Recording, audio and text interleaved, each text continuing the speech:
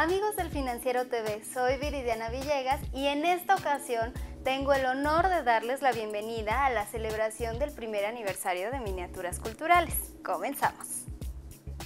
La cápsula semanal Miniaturas Culturales surgió casi a la par del nacimiento del proyecto televisivo del Financiero. La apuesta del diario por la multimedia necesitó entonces del apoyo de los editores del impreso, motivo por el que Víctor Roura le propuso a esta reportera llevar a cabo un pequeño semanal con sustento periodístico en la información generada en la sección de cultura que él tiene a su cargo. Así, el viernes 13 de mayo de 2011 fue publicada en la página electrónica del periódico la primera de nuestras emisiones bajo el nombre que el mismo Roura propusiera, Miniaturas Culturales. A lo largo de este año hemos experimentado cambios que han permitido el crecimiento del programa. Nos hemos atrevido a salir de este foro para ofrecerte una mejor experiencia cultural a través del recorrido de 14 museos, como el antiguo Colegio de San Ildefonso, el Papalote Museo del Niño, el Museo Nacional de Historia Castillo de Chapultepec y el Museo de Arte Popular. También fuimos al Parque Bicentenario, la Cineteca Nacional y el Palacio Postal. Grabamos a las orillas del lago de Chapultepec, sobre Paseo de la Reforma y hasta nos subimos a la azotea del periódico. Ahora bien, a nuestro festejo se suma la primera década de la colección de los cuadernos del Financiero, que cuenta ya con 41 volúmenes, 4 por año, cada uno con un tiraje de 300 ejemplares, que en sus inicios fuera auspiciada por la generosidad de Rogelio Cárdenas Sarmiento y hoy sostenida por la señora María del Pilar Estandía González Luna. Así, el tema central de nuestra celebración se ha volcado en la escritura, sin la cual para algunos la vida nos resultaría un tanto angustiosa y difícil de comprender. Elegimos a 5 de los copartícipes de esta colección para que nos expliquen por qué siguen escribiendo a pesar del gran cúmulo de información ya existente en el mundo. Vamos a verlo.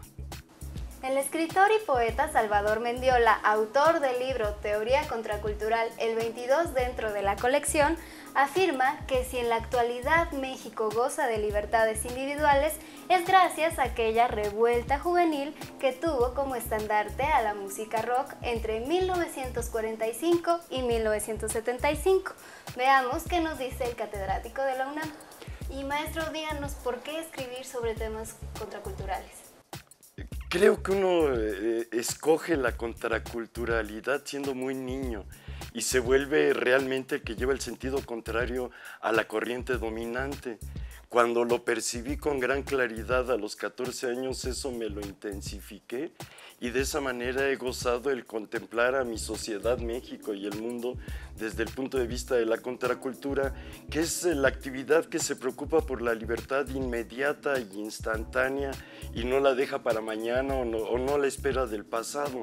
La contracultura pues se inicia prácticamente como lo que llamaría rebelión adolescente y luego se convierte en una hermosa revolución senil, que es en lo que estoy metido ahora. Yo entiendo que la contracultura son en lo básico 3 actividades. La primera se concentra en lo que sería el amor libre y eso fue algo que ya produjo otra sociedad. Nosotros los contraculturales desconfiamos de la familia napoleónica del Código Civil y también ya en otro nivel hay una actividad contracultural que es buscar las otras religiones en un país como México, donde nos tienen encarcelados en las ruinas del Vaticano. La contracultura es la posibilidad de descubrir que había budismo, que había islamismo, que había hasta New Age y otras posibilidades de encontrar lo sagrado. Y ya en un tercer nivel con el maestro José Agustín, uno de nuestros grandes líderes y faros de inteligencia, él plantea que la contracultura también es la buena alimentación, es decir, poder comer cosas que le ayuden al cerebro, no solo al estómago. Mi formación como intelectual es de economista. Me tocó una generación que habló de la economía del hambre y de ahí pasé a la economía de la obesidad. Y con la inquietud de que el cuerpo es primero y que antes que uno piense se tiene que comer, pues me he volcado en lo que ahora llamamos gastronomía. El tomo número 7 de los cuadernos del Financiero, a cargo de Juan Domingo Argüelles, es el ensayo Los simulacros de la cultura, donde el escritor y poeta se introdujo en un campo ignorado en la bibliografía nacional. Los hombres cultos, contra lo que pudiera pensarse, no son necesariamente buenos, ni los leídos personajes forzosamente de ética deslumbrante. A continuación, atendamos su comentario. Yo creo que este tema de la ética y la escritura tendría que plantearse como una necesidad de ver que los libros y en general la cultura no necesariamente nos hacen mejores si las personas no tienen precisamente ese propósito de mejorar la existencia suya y la de los demás. Leer a los grandes escritores y a los escritores a los que uno admira, no necesariamente es conocerlos. Conocerlos realmente de cerca es cuando uno se da cuenta de que ellos también, muchas veces más allá de lo que plantean en sus libros, son personas que muy contradictorias, a veces inclusive muy esquizofrénicas. El grave error que cometemos es creer que la cultura es un ente abstracto, es algo que no tiene nada que ver ni con la ética, ni con la cuestión social, ni con la cuestión educativa. Y yo creo que más bien la cultura y en particular la literatura debería tener que ver con ese propósito vital, pero también ese propósito ético que todos deberíamos perseguir y a lo mejor algún día alcanzar. ¿Y nos podría dar algún ejemplo de algún simulacro de la cultura? A veces uno se asombra de que escritores tan extraordinarios como Fernando Savater, a alguien a quien yo admiro profundamente, de pronto se presten a negociaciones para que les entreguen un premio, para que finalmente los propios editores acuerdan que les será entregado el premio tal, el premio X, ¿verdad? Y él no tiene ninguna reserva, ningún escrúpulo para decirles éticamente esto no es posible. Y yo, que soy autor de libros de ética, me parecería que no podría yo aceptar un premio negociado, un premio acordado, si esto sería como tomarle el pelo a los lectores.